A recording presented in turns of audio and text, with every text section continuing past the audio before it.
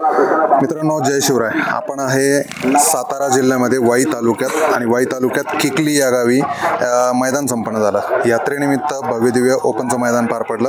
या मैदानामध्ये चिमण्या आणि वादळने पुन्हा एकदा एक विक्रम केला आणि सलग दुसऱ्या मैदानात एक नंबरचा मानकरी ठरला चिमण्या आणि वादळ. आपल्यासोबत वादळचा सांभाळ करणारे म्हणजे जवळपास मालकच म्हणावं लागेल अख्तरभाई आपल्यासोबत. अख्तरभाई नमस्कार. नमस्ते. काय सांगाल वादळविषयी?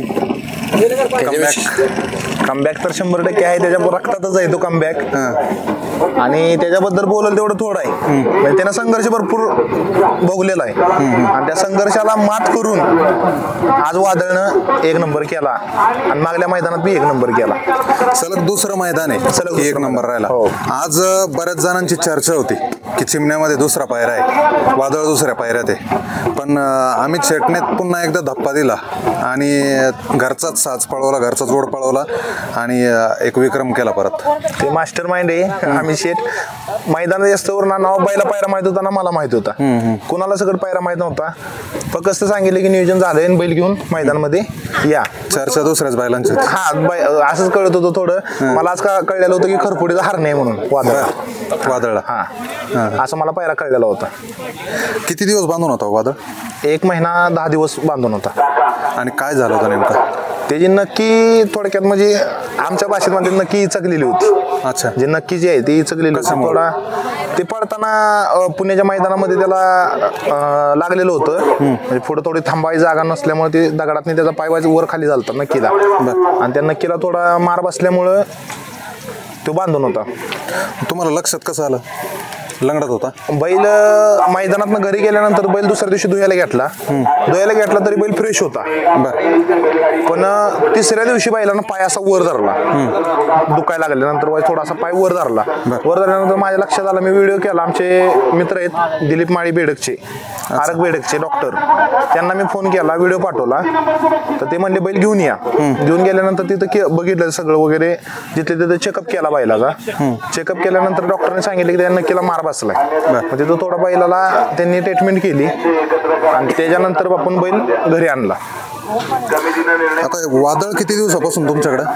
वादळ बरेच म्हणजे एक वर्ष झालं असेल वादळाचं आपल्याकडे. नियोजन पूर्ण तुम्ही बघता? पायऱ्याचं नियोजन फक्त शेड बघता? पायऱ्याचा विषय म्हणजे मी घेत नाही, कारण की आपला बिझनेस आहे. अच्छा. त्यातनं आपल्याला वेळ भेटत नाही. काय व्यवसाय काय तुमचा? व्यवसाय आपला सप्लायरच आहे. हा, म्हणजे त्यातून वेळ भेटत नाही. तरी पण आपण हा बैल दादांच्या करिता आपल्याकडेच आपण सांभाळलाय बैल. ह्याच्या आधी पण माझ्याकडे एक बैल होता, तो पेडगावला हिंदकेसरी राहिलेला आदतला. अच्छा. हिंदकेसरी महाकाल म्हणून आपले मिलिंद दादा साळुंके वांगीचे, त्यांचा बैल आपल्याकडे होता. मग वादळ नेमकं तुमच्या संपर्कात कसं? अमित शेट तुमच्या संपर्कात कसे? आमचा भागवाला आहे घुंगरू म्हणून दादांपाशी आहे, तो तिथं जॉबला आहे. ते दादांनी तिनं सांगितलं की बाबा दादांनी, आणि दादांचा माझा कॉन्टॅक्ट झाला पेडगावच्या मैदानामध्ये. आणि त्याच्यानंतर ते आमची दोघांची मैत्री झाली. दादांनी न काय विचार करता तो बैल माझ्याकडे दिला, लावून दिला. पायऱ्याच्या नियोजनाच्या बाबतीत तुम्हाला माहितीच राहत नाही काही? आपण लक्षच घालत नाही. काय घालत नाही? शेवटी एक माणूस जर करत असेल तर त्याला सारखं हे म्हणजे ते फोन करून सांगणं, हे बैल घालू ते बैल घालू. आपले प्रज्वल विटनोर, आमचा छोटा भाऊ, तो आणि दादा हे दोघं जण नियोजन करतात बैलाचं. प्रज्वलचा काय हस्तक्षेप नेहमी वादळच्या याच्यात जास्त हस्तक्षेप? जो वादळ आहे आम्ही शेटच्या पाशी, तो प्रज्वल मुळे. आणि आज बैल पळतोय तो प्रज्वल आणि आम्ही दादांच्या नियोजनानं पळतोय बैल. आता प्रज्वल मैदानात दिसत नाही आपल्याला, पण तरी घरी बसून या पडद्या मागला हिरो येतो. म्हणजे मागे पण एका मुलाखतीत अमित शेटने नाव घेतलं, पडद्या मागला हिरो येतो. आणि त्याच्याबद्दल बी बोलल एवढं कमीच आहे. मला एकच सांगितलेलं, बैल तू नीट कर, तुला मोठे दिवस बघायला भेटतील, असा प्रज्वल बोललेला होता. आणि त्यानं आज पूर्ण केलं. वादळ किती जाते आता? वादळ आता 4 झालाय. पण एक जर बघितलं, मी ऑब्झर्वेशन केलं तर गती जर बघितली वादळच्या अगोदरपेक्षा प्रचंड गती लागलेली. आणि जी रँकिंग आहे, आपण जसं म्हणतो बकासूर, मथुर, चिमण्या या बैलांच्या लाईनमध्ये, त्या रँकिंगमध्ये तो जाऊन बसलेला आहे. आता त्याला सांभाळायचं असं आहे शेट. आता मी काय सांभाळ त्याचा? नाही असं काय नाही, रेग्युलर जे बैल खाते तेच खाते वगैरे. फक्त हे जे माझे मित्र कुटुंब आहे, हे तुम्ही बघू शकता सगळे कुटुंब, हे मित्र कुटुंब त्याला म्हणजे एवढा जीवापाड एवढा त्याला म्हणजे जपलेला आहे त्यांनी. आणि आमची आई आणि रोहित मॅनेजर त्या दोघांचं लय मोठं श्रेय आहे त्यात. कारण त्यापासून म्हणजे नाही का त्या बैलाला एवढा म्हणजे सांभाळ आहे त्या बैलाचा की आपण काहीच करत नाही. मी खरं बोलतो, म्हणजे मला खरं बोलायची पहिल्यापासून सवय. माझं डोकं आहे ते मी त्या बैलाला चालवतो. जे सांभाळायचं आहे ते रोहित आणि आमची मम्मी हे दोघंच करतात. काय असतं त्याला खानपान रोजचं रुटीन काय नियोजन? काय नाही, संभाजीनगरचाच विषय. जे दूध आहे ते दूध आहे, बाकीचं काही वैरण पाणी. म्हणजे अगोदरच्या मालकाकडे होतं, त्या मालकाकडून खरेदी झाल्याच्या नंतर वादळला जी अगोदरपासून ट्रीटमेंट आहे त्याच ट्रीटमेंटवर तो आज आहे. ट्रीटमेंट वगैरे काही नाही बैलाला. म्हणजे खाद्याची जे खाद्य वगैरे आहे ते खाद्यच फक्त आपण आल्यानंतर त्या बैलाचा सराव घेतला आणि आमचे डॉक्टर आपले माळी आणि गौरव डॉक्टर या दोघांच्या सल्ल्याने आपण चालतो. आता फक्त तेवढा एक डॉक्टरी विलाज केला आणि त्याच्यावर वादळ पूर्णपणे बरा झाला की बाकी इतर काही विलाज केला तुम्ही? विलाज वगैरे काय नाही. जे डॉक्टरांनी सांगितलं एवढ्या लांब जाता येत नाही, 180-200 किलोमीटर आहे आमच्यापासून ते, एवढ्या लांब आम्हाला जाता येत नाही ते फक्त सांगायचे. आणि आमचे बंधू मित्र म्हणजे आमचा घरातला डॉक्टर आहे गौरव डॉक्टर म्हणून, त्या दोघांनी डोकं लावलं आणि माझा बैल नीट गेला. वादळान चिमणे किती वेळेस गाडी पळाली? आता 2 वेळाच पळाली गाडी. दुसऱ्याच वेळेस पळाली? हो, दुसऱ्याच वेळेस. आणि दुसऱ्या वेळेस पळाली ती पण कुठेतरी एक नंबर केला. एक नंबर केला. काय वाटतं येणारं पुसेगावचं मानाचं मैदान येतंय आणि त्याची उत्सुकता सगळ्याच गाडा मालकांना लागते. हे बाकीचे सगळे चिल्लर मैदान जाऊ द्या आता, पण ते मैदान म्हणजे मानाच्या मैदानात जास्त प्रमाणात गाडा मालक इंटरेस्ट घेतात. सगळ्यांना वाटतं तिथं गुलाल झाला पाहिजे.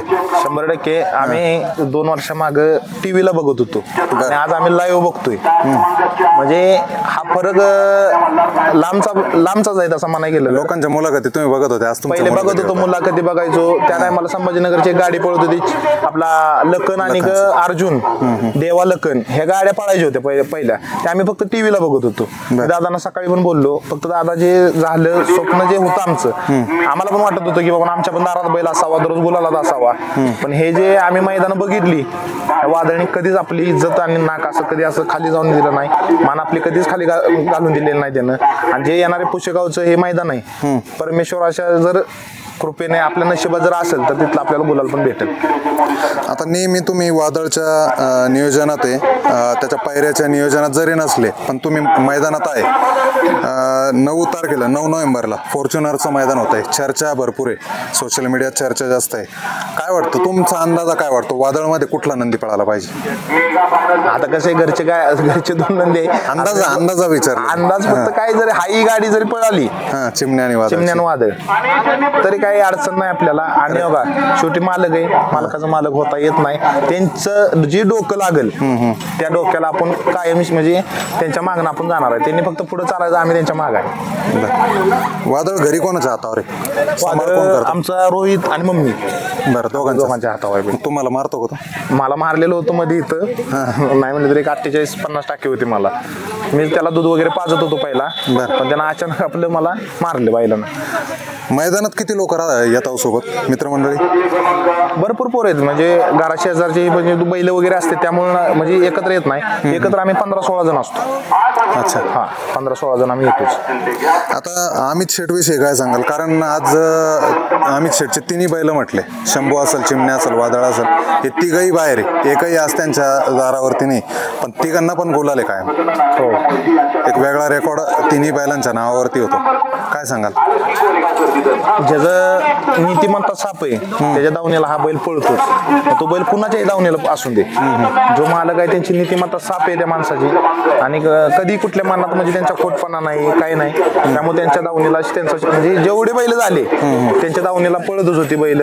आणि बैलगाडी क्षेत्रातलं एक ब्रीद वाक्य सुनील मोरेने घेतलेलं आहे, ज्याच्याकडे संयम आहे, जो शांत संयम राहतो त्याच्या दावणीला हा बैल पळतो. तसाच आम्ही शेठचा स्वभाव आहे, एकदम शांत आणि स्वाभिमानी माणूस आहे, त्यामुळे त्यांच्या दावणीची बैल हे पळतात. नक्कीच. आणि सगळ्यात महत्वाचं आहे तर सांभाळ करणारा व्यक्ती, आणि एक चांगला सांभाळ करणारा व्यक्ती अमित शेटला पण लाभलेला आहे, म्हणून आज कुठेतरी वादळ गुलालात राहतोय. 100% मागणं जर सपोर्ट असेल तर तुम्हाला बैल सांभाळायला काय अडचण येत नाही. उगाच आपलं बैल सांभाळायला द्यायचा आणि मागणं सपोर्ट नाही करायचा तर तो नंदी पळू शकत नाही. त्यांचा कायम कायमस्वरूपी सपोर्ट आहे आणि जो पात्र त्यांचा सपोर्ट राहील राहावा अगर न राहू पण त्यांचा नंदी 100% आपल्या दावणीला राहील आणि पळणार आपलं असा जरी पळतील बैल तशीच पळणार बैल. चालतं, शुभेच्छा असेल दादा. पहिलवान तुम्हाला पण, वादळला पण, आणि वादळ कायम गुलालात राहो याच शुभेच्छा. धन्यवाद.